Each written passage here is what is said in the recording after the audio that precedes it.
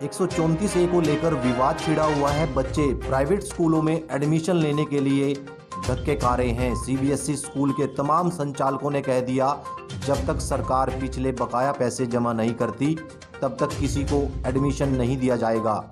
ये तस्वीरें private school की बीओ और डीईओ दफ्तर की हैं, जहां पर बच्चे और पेरेंट्स पहुंचे हुए हैं अपने उन सपनों को लेकर जो अब अधर में लटकते हुए नजर आ रहे हैं। दरअसल बच्चों ने 134A के तहत एडमिशन लेने के लिए एग्ज़ाम दिया, पर लिस्ट लगने के बाद अब प्राइवेट स्कूल संचालक अपनी मनमानी करने लगे। करनाल में प्राइवेट स्कूल संचालकों ने मीटिंग की और निर्णय ये लिया कि हम किसी बच्चे को फिलहाल एडमिशन नहीं देंगे।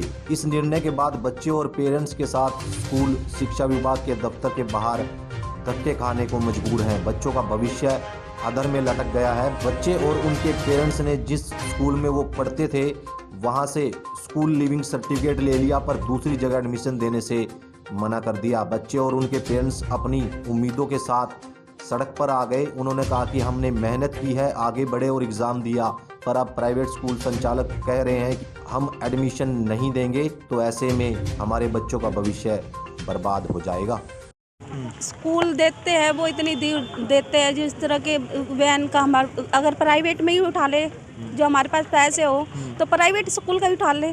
इतनी दूर 800-900 रुपये फीस वैन की, फिर हम कहाँ से लेके आए गरीब आदमी? ये बताओ, नज़दीक के स्कूल दे दो जो आसपास में पैदल जाके या थोड़े बहुत ऑटो वगैरह लगा के अपने बच्चे का भविष्य बना लें, लेकिन इतनी दूर दूर जिसकी 900 हज़ार रुपये फीस हो वैन की, वो कहाँ से लाए गरीब आदमी? इन आंखों में आंसू क्यों है? इसलिए ही बच्चे मेहनत करते हैं। 60 में से 54 नंबर आए, 51 नंबर आए, और इतनी दूर दूर गाँव में स्कूल दे दिया। बताओ कहाँ से लाए वैन, और कहाँ से मैं छोड़ पाऊँ उनको? अब स्कूल भी गए थे आप, क्या कुछ कहा? स्कूल में गए, इतनी दूर कैसे जाएगा बच्चा? तीसरी क्लास का बच्चा है, ये बताओ आप। जब ये करनाल में है तो करनाल के आसपास के स्कूल में ही दे दो, इतनी दूर तो ना दो। जो बच्चा तीसरी का बच्चा, इतना सा बच्चा, वो गलियों में घूम घूम कर कहाँ रोड पे भी नहीं स्कूल है। वो जो उनसे स्कूल में मेरे बच्चे का एडमिशन करा, रोड पे भी वो स्कूल नहीं है। वो भी अभी तो ये भी कह रहे हैं कि एडमिशन हम देंगे भी नहीं। अब ये भी हो गया नहीं। मैं परसों स्कूल संडे को स्कूल देखा ही, बिल्कुल गलियों के अंदर बच्चा जा नहीं सकता। थर्ड क्लास का रोड पे स्कूल हो तो चले जाएगा। मैं कह रही दूसरा स्कूल दे दो जहाँ बच्चा सेफ्टी से चले जाए। नहीं, 900 रुपये वैन चार्जिंग मांग रहे, तो कहाँ से लेकर आऊँ मैं 900 रुपये? ये एक कल मेरी बेटी का ऑफिस विद्या मंदिर में नाम आया है और 60 में से 51 नंबर लेके आई है। कल हम उनके स्कूल गए हुए थे तो उन्होंने हमने कहा ये आप डॉक्यूमेंट्स ले आइए, बच्चे की टीसी ले आइए। तो ये हमने अब जिस बच्चे में मेरा पहला बच्चा पढ़ रहा था, मैं स्कूल में गया, उन्होंने कहा हमारी कोरोना काल से फीस रुकी हुई थी। मेरे 2 बच्चे पढ़ते हैं उसी स्कूल में, मेरी बेटी और बेटा। तो कल से बेटे का नंबर नहीं आया, गलती से अगर बच्चा पास भी हो गया, पहले बड़ी मुश्किल से पास भी हो गया, नंबर भी अच्छे लिया है, ठीक है जी। फिर हमने कहा टीसी लेने के लिए आपको जी 20 मेरी फीस रुकी हुई थी, तो आपको टीसी लेने के लिए आपको 20,000 रुपये जमा करना पड़ेगा। उन्होंने रिक्वेस्ट कर लीजिए 15, 16, 17 तक कर देता हूँ, कोई आप इतने कर लो जी। मैं कैसे चीज़ या कुछ करके अरेंजमेंट करके फीस भर दी गिरवी रख के, अब मैं सारे डॉक्यूमेंट्स जो पूरे करके टीसी निकलवा लिया मैंने। मीसा टीसी दिखाना, 1 मिनट बता दो। हाँ, टीसी निकलवाने के बाद मैं जी सुबह उन्होंने बुलाया था, मैं 11 बजे ऑफिस विद्या मंदिर। 3-4 दिन से मैं छुट्टी में मजदूर आदमी हूँ। उसके बाद मैं सुबह गया तो गार्ड ने हमसे पहले ही बोल दिया कि जाओ 134 से कि उसमें हाँ जी, कि आपको प्रिंसिपल ने मना किया है, 34 के जो पेरेंट्स हैं उनको भी अंदर नहीं आने दिया जाएगा और आप कल आना। तो मैंने कहा जी मैंने कहा ऐसा है, चलो कोई बात नहीं, प्रिंसिपल ने हमने मना कर दिया, कोई दिक्कत नहीं है, लेकिन जो कल हमसे जो रिसेप्शन पर कागज़ मांगे गए थे डॉक्यूमेंट्स, वो तो हम चेक करवाना है कम से कम। ये सही है कि अगर कभी पेशी होगी तो मैं कल दोबारा नहीं जाना पड़ेगा। उसके बाद उन्होंने हमें कोई एंट्री नहीं दी जी, कोई कुछ कह दीजिए कि हमें मना किया हुआ है क्लियर। उसके बाद हम डीओ ऑफिस आए, सारे पेरेंट्स होगा यही हाल। आप ये सोचो सर क्या मेरी बेटी को हमने टीसी निकलवा ली, तो मना कर रहे हैं फिलहाल 134 में एडमिशन नहीं होंगे अब। हाँ जी, और ये और क्या नाम है, मेरी बेटी 8th में क्लास में सेकंड एग्जाम दे रही है। आज वो पेपर देने गई हुई थी, चल मैं पापा स्कूल जा रही हूँ। आज उनको जिस स्कूल में टीसी निकालने के बाद उसको स्कूल से कि जी आपके पापा ने आपका नाम कटवा दिया है, आप। मेरा नाम पृथ्वीराज है जी। कर दिया है, वो नहीं पढ़ाएंगे। देखो सर, ऐसा है जैसे नवंबर में फार्म निकले तो हमने फार्म फिल किया, उसके बाद उम्मीद लगा रहे थे बच्चे का नंबर पड़ेगा। अभी 17 दिसंबर को रिजल्ट आया। रिजल्ट आने के बाद हम स्कूल में गए, वहाँ जी मास्टर जी दाखिला कर लो, हमारे बच्चे का ऐसे ऐसे नाम आया। 2 लड़के सर मेरे पास, एक सेकंड में एक थर्ड में। तो गए तो मास्टर बोले, पहले तो आनाकानी करने लगे, बोले नहीं हमारा केस चला हुआ, 28 फरवरी लगी हुई है, और भाई एडमिशन भाई पढ़ाने के लिए तो हम बाध्य है, लेकिन वैन फैसिलिटी हम नहीं देंगे। मैंने कहा जी वैन के लिए मैं पैसे दे दूंगा, जो भी लगते हैं आपके, जो और बच्चों से ले रहे हो मैं देने के लिए तैयार हूँ। भाई उन्होंने बोला कि जी वैन चाहे आप फीस दो चाहे ना दो, हम 100 वैन के लिए बाध्य नहीं है। वैन फैसिलिटी आप अपने बच्चों को छोड़ जाओ और ले जाओ। अब ये एक बात बताओ सर, अब 8 किलोमीटर डेली एक आदमी छोड़ने जाएगा, हम दिहाड़ी धप्पा करेंगे या उन बच्चे को लेके घूमते रहेंगे? समस्या आ रही है स्कूलों ने कह दिया कि हम नहीं करेंगे अभी पेंडिंग है। हाँ जी, तो फिर कल मेरी फिर मास्टर जी से बात हुई, उन्होंने बोला कि सोमवार को हमारी मीटिंग हुई और उसमें सभी स्कूलों ने डिसीजन लिया है कि हम एडमिशन नहीं करेंगे, या तो सरकार हमारी कुछ मांग होगी सर उनकी। अब वो हमें, उनका केस चल रहा है सर, अब हमें नहीं पता। मैंने शिक्षा सदन पंचकुला में बात की फ़ोन पे, उन्होंने बोला भी स्कूल ऐसे मना नहीं कर सकते, जब हमारा केस चला हुआ है तो जो भी डिसीजन करेगा कोर्ट करेगा, स्कूल अपनी तरफ से मना नहीं कर सकते।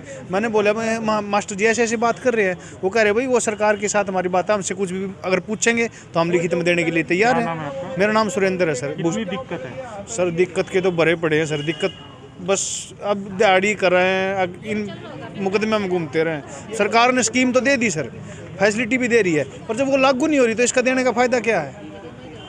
ये है सर समस्या, इसके बारे में कुछ समाधान होना चाहिए। दर धक्के खाने हो रहे सर, अब तरकीब काम छोड़ गई बाड़ा, हम बता ये भी आड़ घूमते रहेंगे तो फिर खाएंगे क्या फिर? धन्यवाद। और मैं उसको 100% कंसेशन फ्री दे रहा हूँ। नर्सरी LK UKG 1 जब वो बच्चा 2 में आएगा तो मैं उस बच्चे को आउट कर दूँ?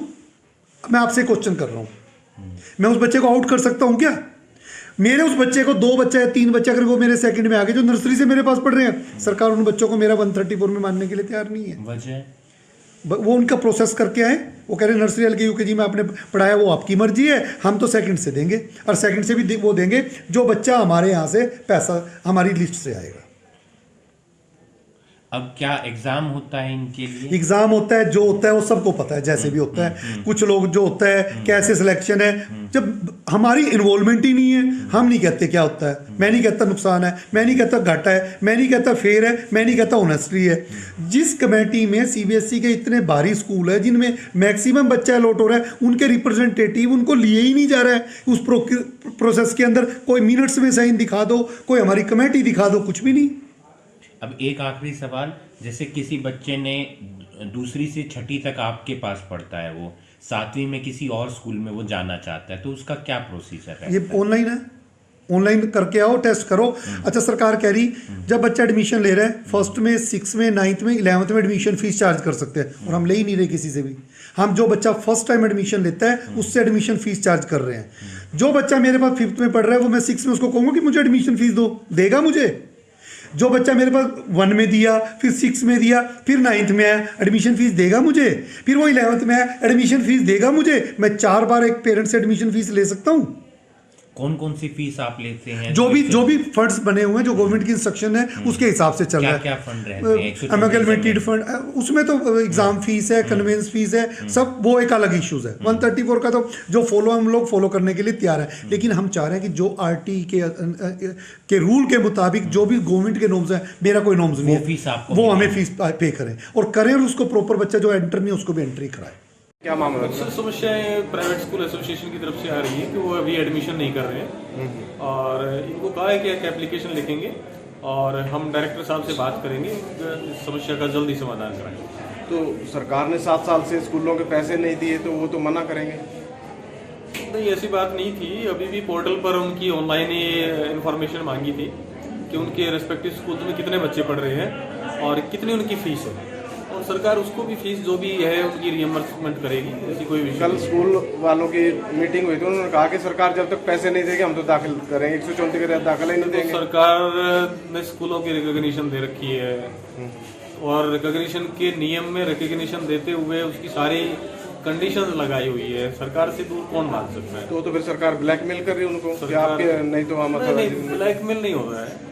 जो रियम्बर्समेंट, जो सरकार की पॉलिसी है, जो नियम है, उसके तहत रियम्बर्समेंट भी करेगी। पैसे क्यों, जो फीस देनी होती है 134 के तहत, वो क्यों नहीं दे रहे 7 साल से? ये कहाँ देगी? ऐसी बात नहीं, पीछे भी आया है पैसा, अब भी आएगा। जो भी पैसा आएगा वो सर 7 साल में तो आया नहीं, अब कब उम्मीद है? नहीं, लास्ट ईयर भी आया था। ये बात अलग है कि पूरा का पूरा पैसा नहीं आया है। पूरा ऐसा नहीं है कि पैसा नहीं आया है, मिल रहा है पैसा मिल रहा है। ये हो सकता है कि उनकी बच्चों की स्ट्रेंथ के प्रोपोर्शनेटली ना मिला हो। और तो आप क्या कार्रवाई की जाएगी जो आपके पास लोग आए? इनके एडमिशन से रिलेटेड जो भी समस्या है स्कूल वालों को बोला जाएगा? स्कूल वालों को बोला जाएगा और निदेशक महोदय को भी इसके बारे में